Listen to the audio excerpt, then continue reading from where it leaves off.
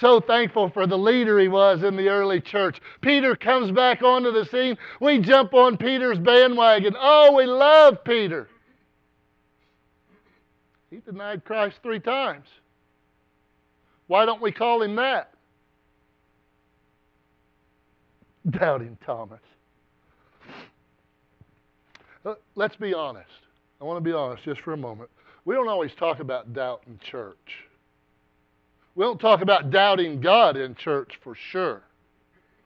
Because in church we come, oh, everything's good. Had a wonderful week. God's blessed me. Just a beautiful day. Why don't we talk about it when God's not speaking? What about when it's silent in heaven and our prayers aren't getting answered?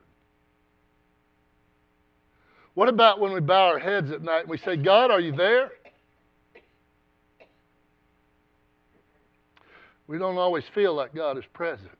We don't always feel like our faith is strong. And if we're honest with ourselves, every single one of us has doubted the miracles and the presence of Jesus Christ in our life. We have ignored it. We have passed it off. I'm not going to believe unless I touch my hand in His side. Oh, what a dogmatic statement. Thomas missed one moment. What was his sin? He just wasn't there.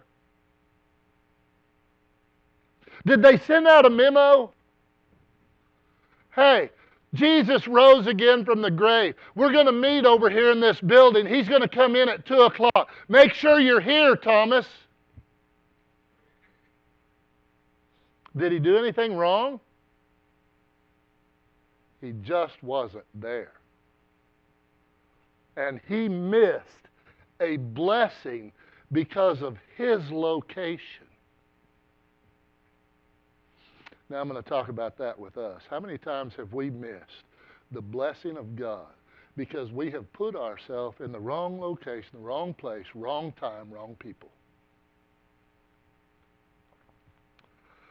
Now Thomas, also known as Didymus in John chapter 20 and verse 24, it says he was not with the disciples when Jesus came. And he said in verse 25, unless I see the nail marks in his hand, unless I touch his side, I will not believe. Have you ever been in your prayer life? You're talking to God and it seems like it's been a while since He's answered. In the middle of your doubt, you've said, God, are you there? Because it seems like I'm talking to myself. That's when the doubt comes in, not when the prayers are being answered, not when the money's flowing in and the bills are paid and the electric's always on. Not those times. It's when the rubber meets the road and life gets tough. How's your faith then?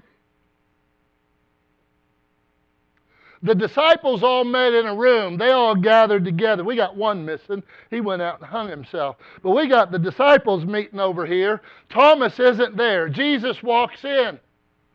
Thomas comes in and hears about it. He's got to be a little disappointed, don't you think? I can't believe I missed. He rose again? No, I'm not going to believe it.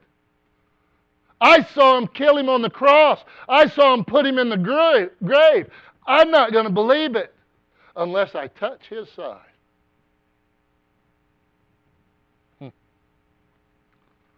That's what doubt does. When we get disconnected, our perspective changes. And when our perspective changes, it gets distorted, and we start thinking that God doesn't care. You see, it's in the silence that you start talking. Right? It's in the silence that you start asking yourself, is He really there? Is He paying attention? Does He really care what's going on in my life? When you isolate, your mind fills in the gaps. I want you to look back over your life and measure that statement. When you isolate yourself from God, from the things of God, from the places where God is moving, When you pull out of those places, your perspective changes, your mind gets distorted.